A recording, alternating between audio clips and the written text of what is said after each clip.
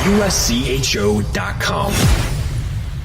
This is the USCHO Spotlight, a weekly podcast from U.S. College Hockey Online at USCHO.com, featuring conversations with college hockey coaches and players and journalists who cover the sport.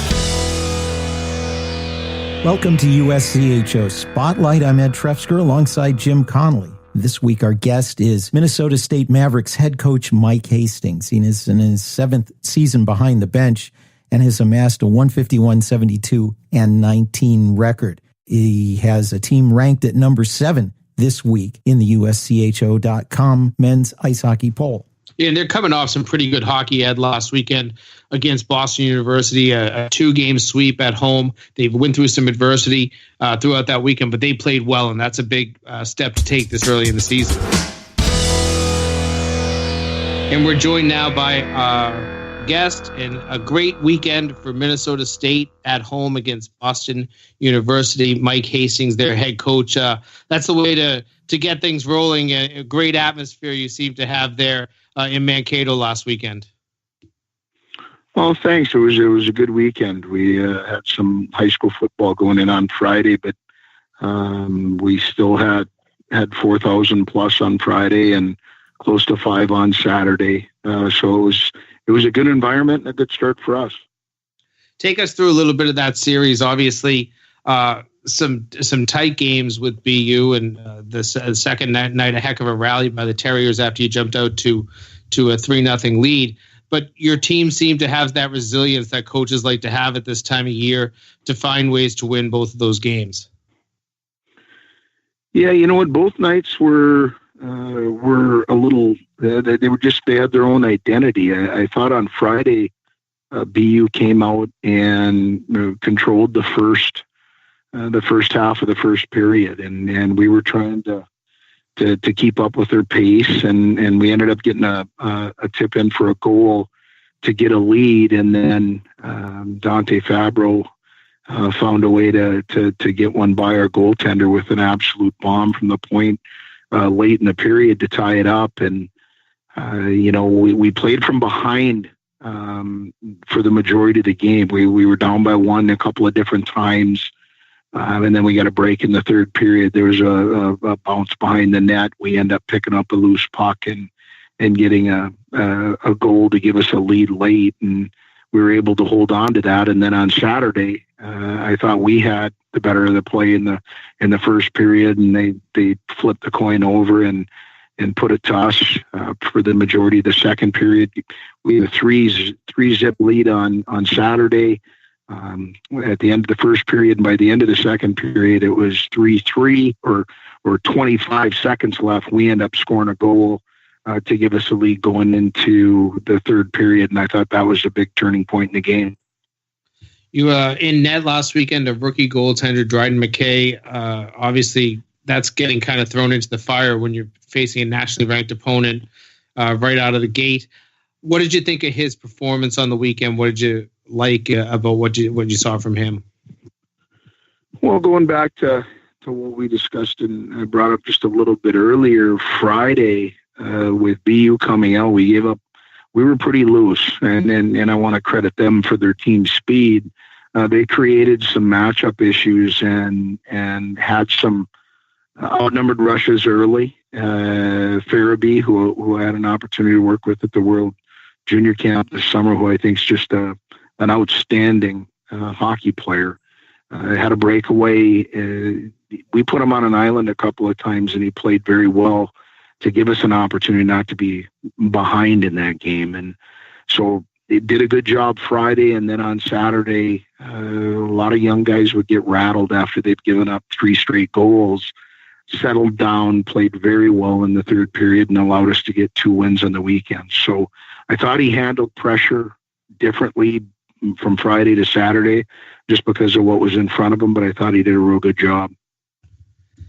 Mike, when you're looking at this team and the identity of this club, I've seen a number of your teams play over the years, and I usually see the grinding, hardworking club. Is that the team identity you feel you have? I know that year to year and based on personnel that can often change, but what do you feel is going to be the identity of this team?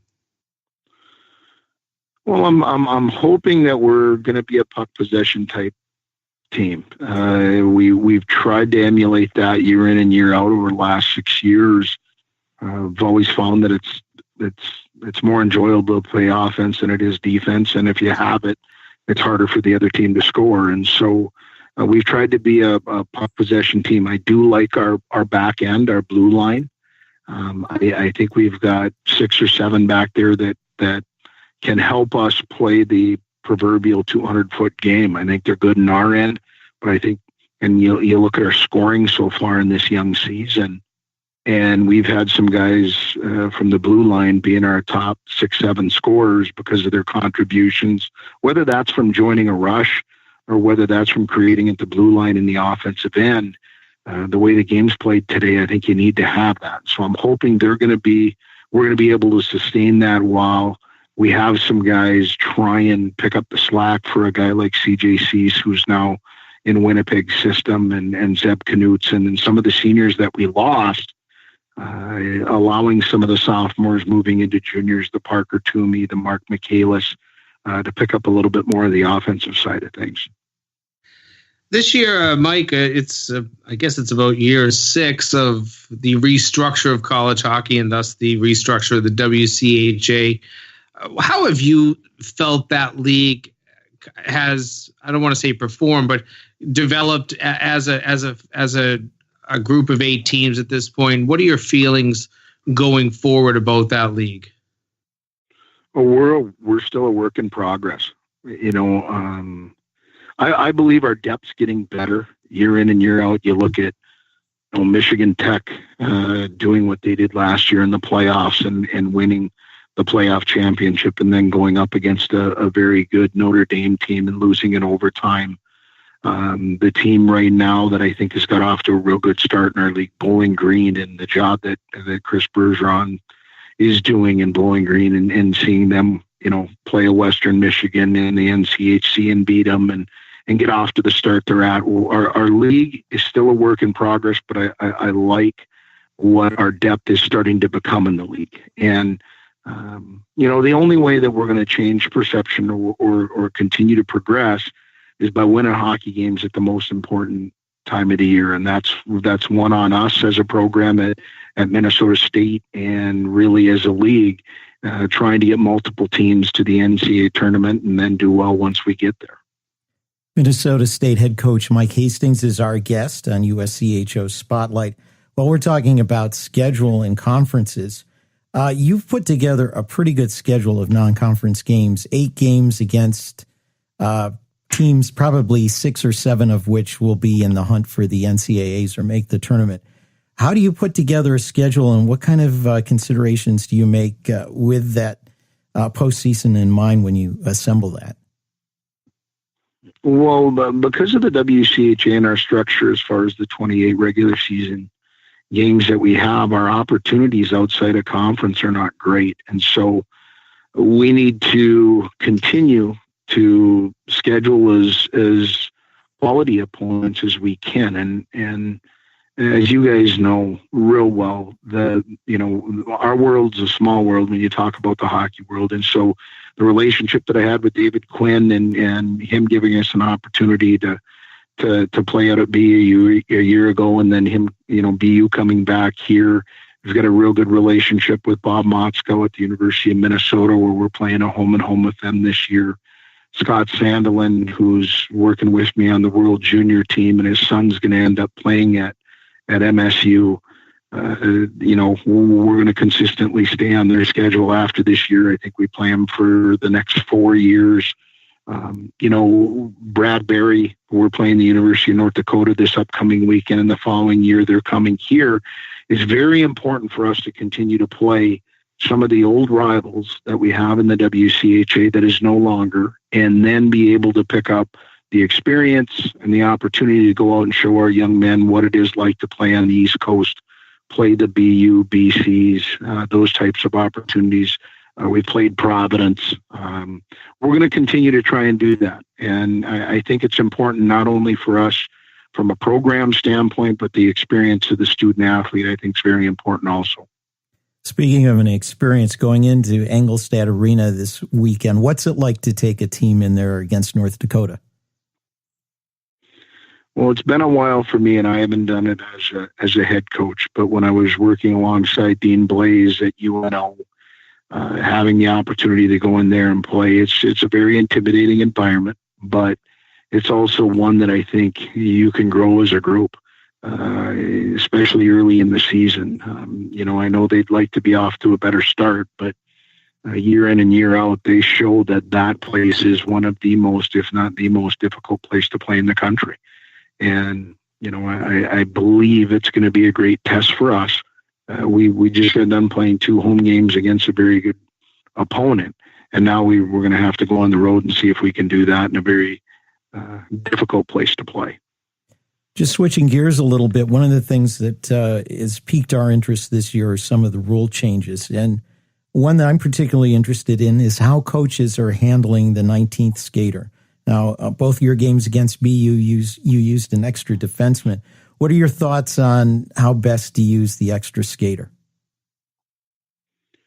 I think that's a great question. And I believe I might give you an answer 2 months from now that might be different than the one I'm going to give you now, just based upon the development of our team, our roster. We've gone into this early part of our season trying to utilize a 7th defenseman. It actually, I ended up seeing Duluth and Minnesota play in a game where there was a player that was ejected for a check from behind, and it was a forward. It was Duluth's first line center. And at that time, I was, it did come to mind what happened if can you upset 12 as far as your forwards and 4 lines? Or do you want to go with, 6 and an extra back at the blue line? And so I think that is going to develop over time through the experience that you have and what you have in your roster. We're going to stay with the 7 for as it sits right now, but it's not something that is put in concrete for myself, because I think depending upon experience, depending upon health, are we healthy, or some of the different players that really need to have the opportunity to put the jersey over their shoulders and go show themselves could be different for each and every program. This is USCHO Spotlight. We are talking with Mike Hastings from Minnesota State. And Mike, I look at kind of the record that you've posted since getting to Minnesota State in the 2012 season. And every single season, 20 plus wins. You've had 4 NCAA tournament appearances. It feels like sometimes that's cultural, and you hear coaches talk about having to build that culture of winning. How has that approach worked for you in terms of building some sort of a winning culture at Minnesota State? Well, I think first of all, you've got to be blessed. Coaches go nowhere without their players, and so. I was fortunate that, Troy Judding and who was here before me, Todd Connaught and Darren Blue, who were good enough to stay with me and become part of my staff once I got here. We had good hockey players here. And so I think that gave us an opportunity to have a little bit of a restart and not have it take multiple years to try and have some success on the sheet to help build that culture. Because with success, people have a tendency to buy in a bit more when things are going well. And we were able to get off on the right foot. So there were good players that were here. We were able to just maybe hear a different voice, do it a little bit differently. And from that point on, we've been able to help develop a culture that we feel is it's a we more than a me culture. And because we had good players, it's allowed us to get more of those types of players and buy into what's important. One thing the president said when I went through the interview, he said, look, I want the program to get better, but it can't be at the expense of our academic performance or how we perform in society. And so we tried to make sure and push all 3 of those things equally, whether it was the athletic and the academic, or the social. And because we had a good framework already set because of the players that we had here. I thought that was easier to get to, and it happened a lot sooner than I thought it would because of that. Ed mentioned this weekend's series with North Dakota. Obviously, the atmosphere we know will be great. What do you expect from the Fighting Hawks on the ice?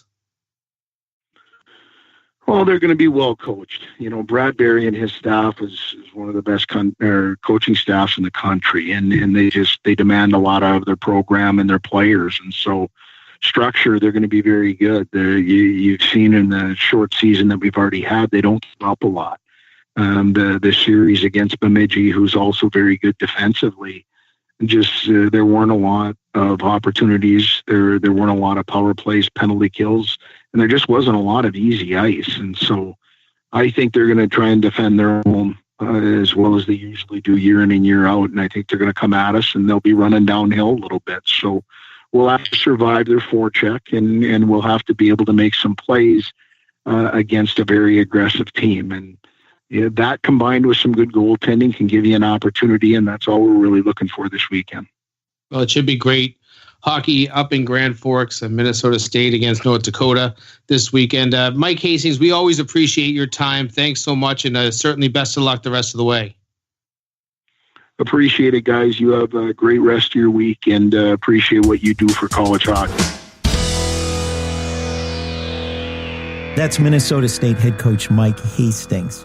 The Mavericks have been near the top of the seedings in NCAA play over the last few seasons. 3 years ago, the number 1 seed. And that strong out-of-conference schedule is very important. Yeah, I mean, you look at they started with Boston University. They'll get North Dakota this weekend. A couple of weekends away, 2 against Minnesota, a home-and-home series.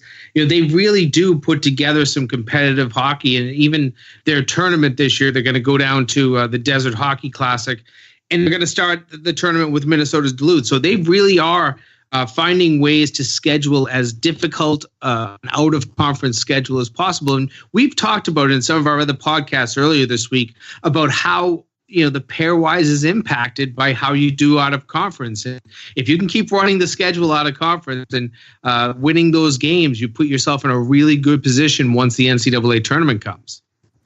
Well, that's it for this week's edition of USCHO Spotlight. I'm Ed Trefzger. For Jim Connelly, we'll catch you next time. This has been the USCHO Spotlight, a production of US College Hockey Online. Visit uscho.com/podcasts to listen or subscribe.